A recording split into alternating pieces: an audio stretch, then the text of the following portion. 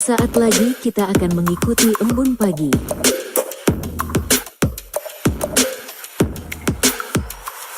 Ya. Kasihnya setiap hari seperti embun pagi, sejukkan hati. Ucapkan syukur, Tuhan Yesus baik. Biar kita tabur perkataan yang baik. Tuhan sediakan kebutuhanku, Dia akan cukupkan semua yang ku perlu. Dia sembuhkan semua sakitku, berikan damai sejahtera yang lampaui akalku. Tuhan buka jalan, pimpin semua langkahku. Dia tiang awan dan tiang apiku. Ayub pasalnya yang ke-22. Maka Elifas, orang Teman menjawab, apakah manusia berguna bagi Allah? Tidak, orang yang berakal budi hanya berguna bagi dirinya sendiri. Apakah ada manfaatnya bagi Yang Maha Kuasa kalau engkau benar, atau keuntungannya kalau engkau hidup saleh? Apakah karena takutmu akan Allah, maka engkau dihukumnya dan dibawanya ke pengadilan? Bukankah kejahatanmu besar dan kesalahanmu tidak berkesudahan? Karena dengan sewenang-wenang engkau menerima gadai dari saudara-saudaramu dan merampas pakaian orang-orang yang melarat, orang yang kehausan tidak kau beri air, dan orang yang kelaparan tidak kau beri makan. Tetapi orang yang kuat, dialah yang memiliki tanah, dan orang yang disegani, dialah yang mendudukinya. Janda-janda kau suruh pergi dengan tangan hampau, dan lengan yatim piatu kau remukkan. Itulah sebabnya engkau dikelilingi perangkap dan dikejutkan oleh kedahsyatan dengan tiba-tiba. Terangmu menjadi gelap, sehingga engkau tidak dapat melihat, dan banjir meliputi engkau. Bukankah Allah bersemayam di langit yang tinggi? Lihatlah bintang-bintang yang tertinggi, betapa tingginya. Tetapi pikirmu, tahu apa Allah? Dapatkah ia mengadili dari balik awan-awan yang gelap? Awan meliputi dia, sehingga ia tidak dapat melihat. Ia berjalan-jalan sepanjang lingkaran langit. Apakah engkau mau tetap mengikuti jalan lama yang dilalui orang-orang jahat? Mereka yang telah direnggut sebelum saatnya, yang alasnya dihanyutkan sungai. Mereka yang berkata kepada Allah, pergilah daripada kami, dan Yang Maha Kuasa dapat berbuat apa terhadap kami? Namun dialah juga yang memenuhi rumah mereka dengan segala yang baik. Tetapi rancangan orang fasik adalah jauh daripadaku. Hal itu dilihat oleh orang benar dan mereka bersukaria. Orang yang tidak bersalah mengolok-olok mereka. Sungguh, lawan kami telah dilenyapkan, dan peninggalan mereka telah habis dimakan api. Berlakulah ramah terhadap dia, supaya engkau tentram. Dengan demikian, engkau memperoleh keuntungan. Terimalah apa yang diajarkan mulutnya, dan taruhlah firman-Nya dalam hatimu.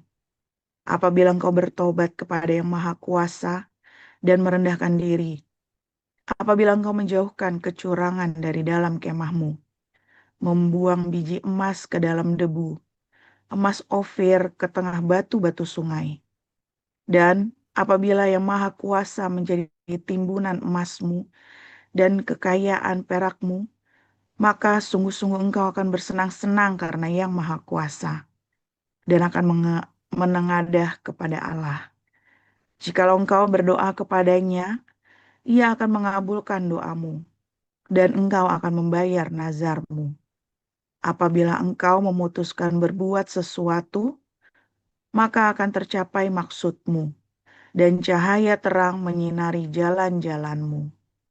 Karena Allah merendahkan orang yang angkuh, tetapi menyelamatkan orang yang menundukkan kepala. Orang yang tidak bersalah diluputkannya.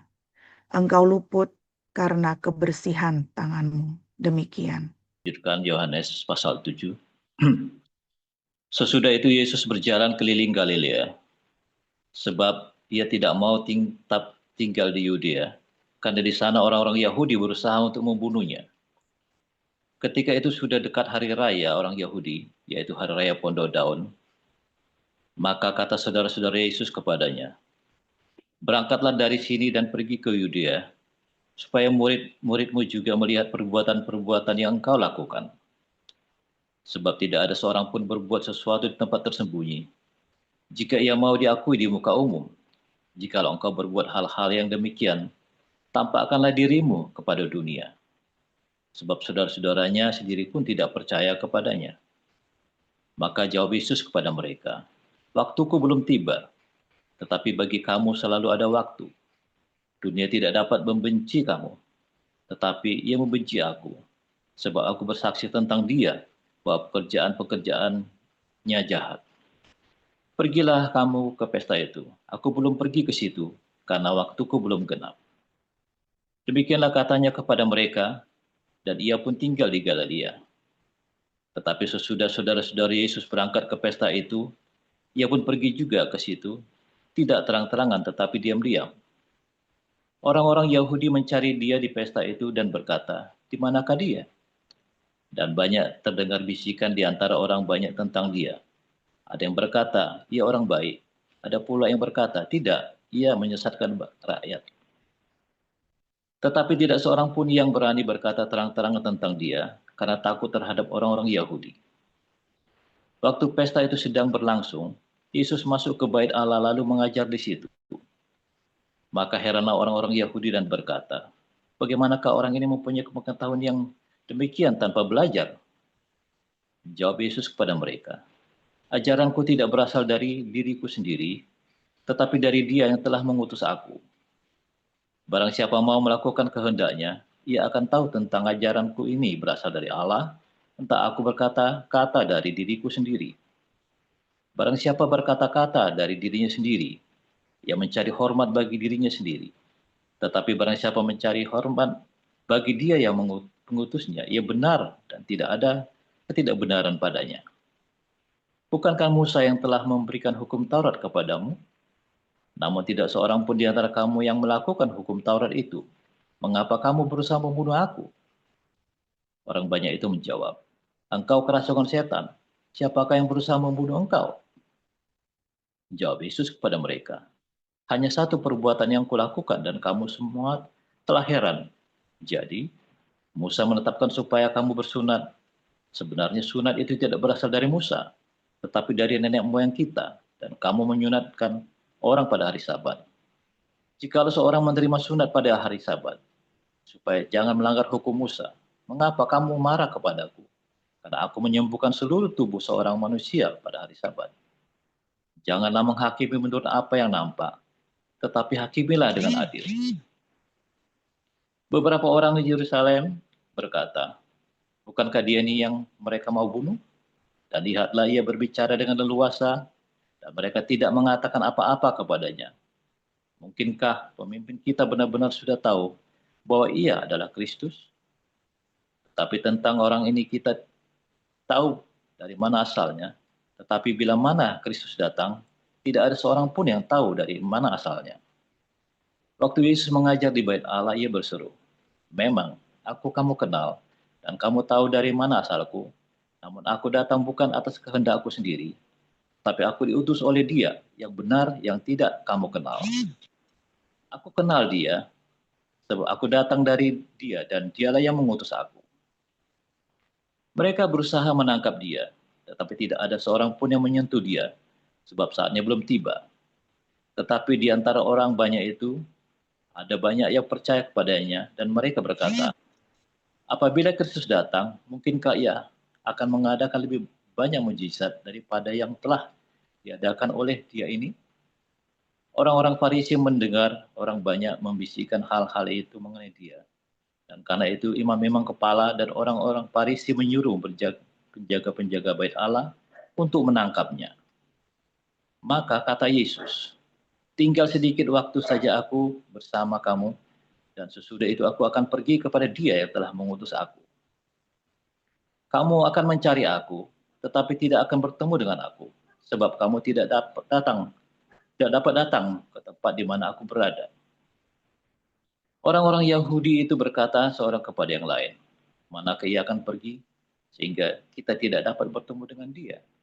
Adakah maksudnya untuk pergi kepada mereka yang tinggal di perantauan di antara orang Yunani untuk mengajar orang Yunani? Apakah maksud perkataan yang diucapkannya ini? Kamu akan mencari aku, tetapi kamu tidak akan bertemu dengan aku, dan kamu tidak dapat datang ke tempat di mana aku berada.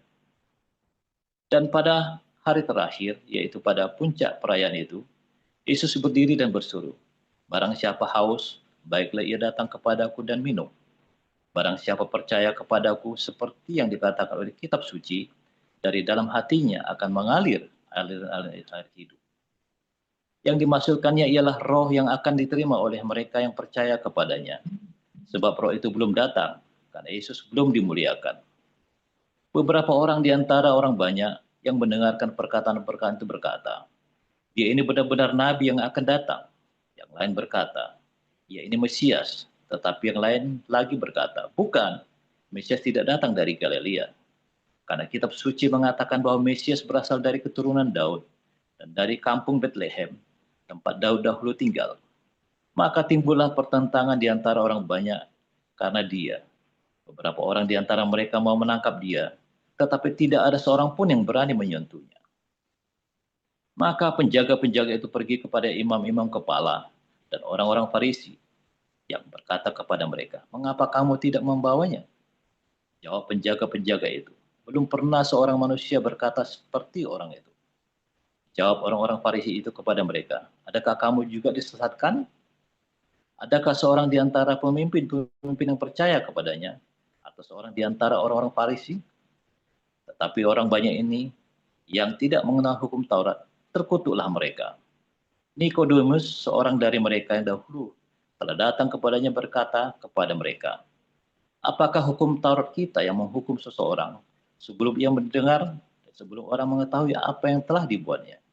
Jawab mereka, apakah engkau juga orang Galilea? Selidikilah kitab suci, dan engkau akan tahu bahwa tidak ada nabi yang datang dari Galilea. Lalu mereka pulang masing-masing ke rumahnya. Demikian firman Tuhan. Oke, nah kelihatan. Bapa, engkau sungguh Oke, haleluya. Firman Tuhan selalu baru setiap hari ketika kita menanti-nantikan Tuhan dengan penuh cinta, dengan pengharapan, dan selalu di dalam kasih Tuhan. Ya, saudara ya. Seringkali kita, ya ketika kita sudah berusaha melakukan hal yang baik, saudara, kita sudah berusaha melakukan yang benar, seringkali ya yang nggak suka itu malah sesama orang Kristen ya. Anda di padang gurun ini kan banyak sekali masalah ya. Banyak sekali masalah dan banyak sekali ketidakpastian. Mengapa Anda di padang gurun? Karena Anda nggak tahu firman Tuhan asalnya. Makanya Anda harus di padang gurun. Ya. Nah di padang gurun itulah kita bergaul karib dengan Tuhan. Sampai kita ngerti firm. Waktu saya pendeta tahun 199 ya. 1999 saya pelayanan udah dari SD kelas 6 saya udah pelayanan.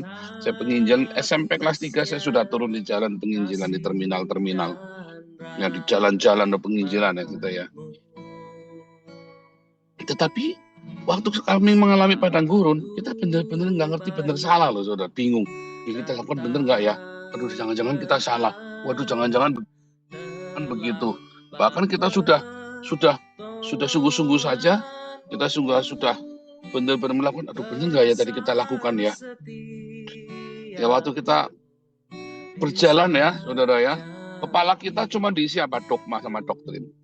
Di padang gurun itu, kepala saya cuma isinya doktrin gereja, saudara. Celaka kalau kamu masuk padang gurun, otakmu cuma isinya doktrin dan dogma. Yang punya gereja, ya dogma agama apapun, Islam apa semua, pokoknya kalau kepalamu di dogma, matilah kau di padang gurun. Habis. Mengapa, saudara? Karena dogma itu bukan dari Tuhan. Dogma itu hanya bikinan dari para pemimpin gereja, karena waktu itu ada pertanyaan yang tidak bisa dijawab. Lalu dibikinlah sebuah tradisi-tradisi yang supaya berpola, sehingga iman yang dipertanyakan itu bisa dipertanggungjawabkan kepada umat. Ya, misalnya nih, ya dogma itu misalnya begini, Tritunggal itu dogma tuh, saudara. Bikin dogma, salah nggak? Enggak. Tetapi itu bukan sebuah prinsip iman. Mati lu. Oneness sama, itu bukan prinsip iman. Ya. Tadi kepalamu di dogma, pokoknya kudu Tritunggal lah, selesai. Oh, kudu oneness, selesai. Ya. Sementara ya, mau berzina, mau apa, pokoknya saya Tritunggal iman saya. Kamu lihat ya, semua apologet Tritunggal, apologet oneness itu, kalau nggak zina, korupsi. Pokoknya Anda lihat deh. Buat jago ngocap, Tritunggal oneness ya. Semuanya kalau nggak korup, ya kalau nggak urusan donasi, ya urusannya zina udah pokoknya. Lalu mereka dengan bangga pembela kebenaran. Gitu ya, saudara ya. Contoh lagi dogma, bahasa roh, saudara ya, doktrin ya. Kalau bahasa roh itu ya, kalau kamu lagi mengalami masalah, bahasa roh 15 menit ya. Setiap hari kamu harus berbahasa roh 15 menit. Sebelum berangkat kamu bahasa roh 15, itu doktrin tuh, saudara. Kalau tadi dogma kan, Tritunggal oneness, credo apa segala macam, ini doktrin. Pokoknya beres kamu, yang penting berbahasa roh, selalu dipenuhi Roh Kudus ya, sikara para gitu ya. Terus kalau sudah begitu, saudara, pokoknya hebat sikara para begitu. Yang penting 15 menit tuh saya lakukan semua tuh. Ya. Dan ada hasilnya di padang gurun itu. Jadi apa yang harus kita lakukan, saudara, di padang gurun? Ya. Padang gurun itu kamu jangan urusan dogma, jangan urusan doktrin. Di padang gurun itu ya kamu akan dihakimi ketika kamu tinggalkan dogma dan doktrin serta ajaran-ajaran dari gerejamu. Dan sebetulnya itu tidak ada yang berguna untuk kamu jalan di padang gurun. Apakah kalau kamu hebat dalam pengetahuan Tritunggal, terus kamu bisa menghadapi masalah-masalah dalam hidupmu, saudara? Tak jamin tidak, saudara. Kalau kamu hebat, onenessnya bisa menjelaskan, bisa semua orang Tritunggal, bebas habis sama orang oneness. Apakah kamu terus bisa berjalan di padang gurun dengan benar? Tak jamin enggak. Tak jamin, ketokan kepala saya, saudara. Tidak akan bisa orang oneness, orang Tritunggal dengan dogmanya melewati padang gurun selamat. Enggak akan. Saya sudah lihat semuanya. Bablas anginnya, saudara. Orang yang berbahasa roh 1 jam sehari atau 4 jam atau bahasa roh terus lewat padang gurun, gugur semua. Jangan percaya saya, termasuk saya sendiri. Dan saya sudah lihat banyak orang. Itu pernah saya cerita ya, di kamar sikara para disamplong pakai sandal, mempal. Ya, langsung jumbul kaget, saudara ya. Di padang gurun itu yang kamu perlukan bukan dogma dan doktrin. Di padang gurun yang kamu perlukan adalah lakukan. Di padang gurun itu yang kamu perlukan adalah kamu dengar firman Tuhan, lakukan, dengar logos, lakukan, dengar logos, lakukan. Segala hal yang baik lakukan. Bukan mengerti dogma dan doktrin. Di padang gurun itu yang penting kamu dengar, suruh mengampuni. Disuruh kamu berbuat baik. Disuruh kamu berdiakonia. Segala hal yang praktikal itu kamu perlukan di padang gurun. Ya, kamu perlukan semuanya itu. Sebab kalau kamu tidak punya bekal itu di padang gurun, kamu cuma diajari dogma dan doktrin, teori tok, saudara. Habis kamu, tak jamin habis. Ya, yang tersisa cuma tinggal Tritunggalmu atau Oneness-mu atau Sikaraba-rabamu atau doktrin apalagi itu.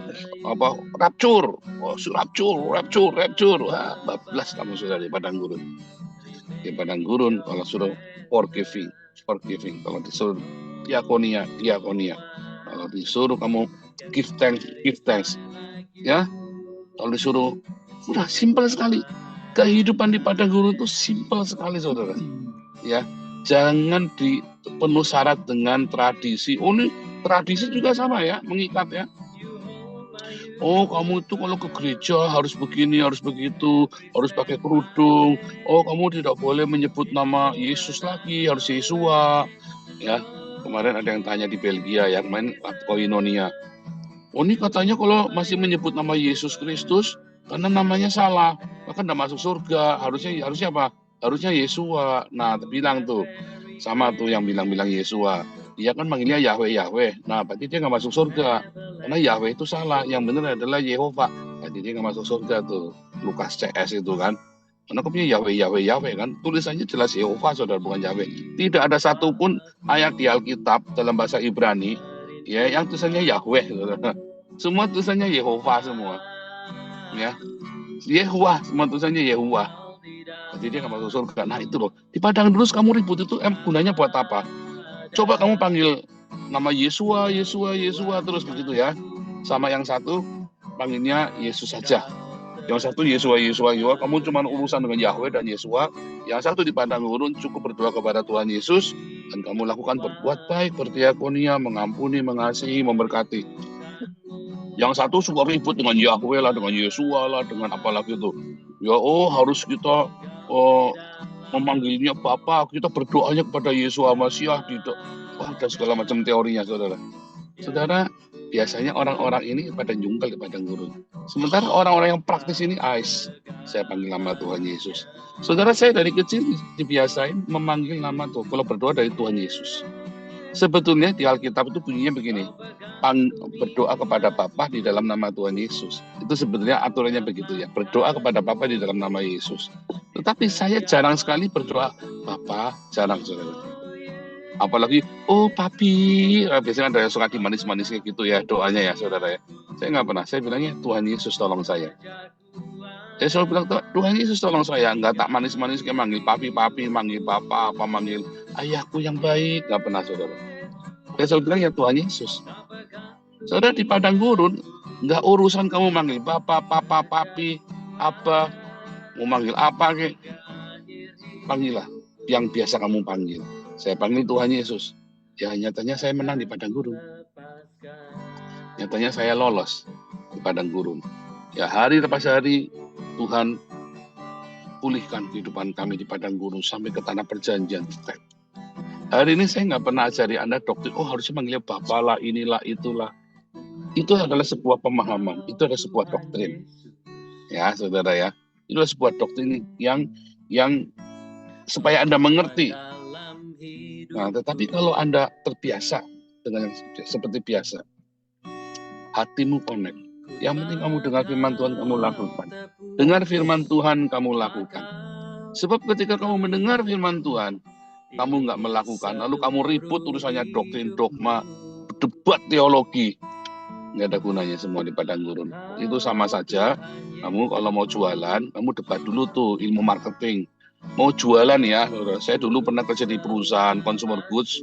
Setiap kali kita mau keluarin produk ya, ini meeting bisa 3 hari 3 malam ya, 3 hari 3 malam sampai Yesus bangkit itu, saudara. Terus kita di situ ribut semua teori, mau teorinya John Kaplan, mau teorinya semua ya, mau teorinya Alris, mau teorinya Hermawan Kartajaya, mau pakai teori siapa nih kamu nih? Cuma ribut teori, saudara. Terus saya bilang sama CEO-nya ya, Pak, kalau mau jualan Pak, saya cukup intip saja Pak. Barangnya seperti apa, saya pengen tahu, tak cicip Pak, tak jilat bilangnya, kecap. Kalau saya doyan, pasti laku Pak. Kalau saya nggak doyan, nggak bakal laku Pak. Dah gitu saja, simple.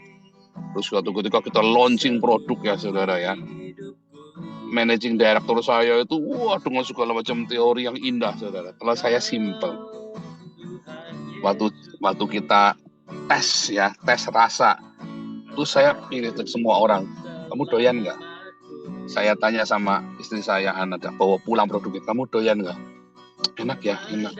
Saya tanya sama mami saya, enak nggak? Enak. Saya tanya sama beberapa orang, enak nggak? Enak. Terus saya bilang, oke, Paul, targetmu adalah 50.000 karton. Saya bilang gitu ya, saudara ya. Terus ya 50.000. Nah, terus MD saya, bos saya sendiri ngetawain saya, saudara. Nggak bakal laku kamu. Kamu nggak ada teori-teori yang aneh-aneh. Ya, menurut dia sudah bikin teori yang hebat sekali, saudara ya. Dia punya tanggung jawab untuk launching produk. Punya dia sendiri, saya dikasih tugas produk yang baru, dia punya produk lagi. Kita launching sama-sama, saudara. Ya, dia dengan segala macam teorinya, yang indah-indah, yang hebat, sampai saya saja nggak ngerti dia ngomong apa, saya udah nggak ngerti lagi tuh dia ngomong apa tuh. Best launching, saudara, dia punya tuh launching. Cuman laku 50.000 karton. Punya saya, targetnya 50.000, saya launching, saudara, lakunya 150.000 karton. Simple, saudara. Ya, makanya saya bonusnya mobil Baleno 1 tuh waktu itu ya, saudara ya. Gara-gara saya tembus 103 kali lipat dari target saya sendiri. Bos saya, ya di bawah target. Karena dia teorinya banyak sekali, sedangkan saya simple, lakukan aja. Yang penting ini, laku nggak, enak nggak? Enak, ya sudah, jalan, oke, cocok, udah, oke, jalan. Udah, simple saja. Sesimpel itu kehidupan di padang gurun. Tetapi kamu bikin rumit dengan tradisi, kamu bikin rumit dengan ritual, kamu bikin rumit dengan simbol-simbolmu, kamu bikin rumit dengan segala dogma doktrinmu di padang gurun. Matilah kau makan itu dogma, makan itu doktrin, makan itu tradisi. Matilah kau di padang gurun, kejang-kejang kelojotan kepanasan. Kalau saya simple, masuk padang gurun, Tuhan Yesus bilang apa? Mengasihi, mengampuni, memberkati simba. Oke, lakukan aja. Tritunggalnya gimana? Mengasihi di dalam nama Tritunggal, sekundulmu peang. Oh, mengasihinya di dalam nama Wana, saya sekundulmu peang. Mengasihinya harus di dalam nama Papa Yahweh. Ada Yahweh saja, pakai Yahu. Usah Yahweh-Yahwehan, saudara ya.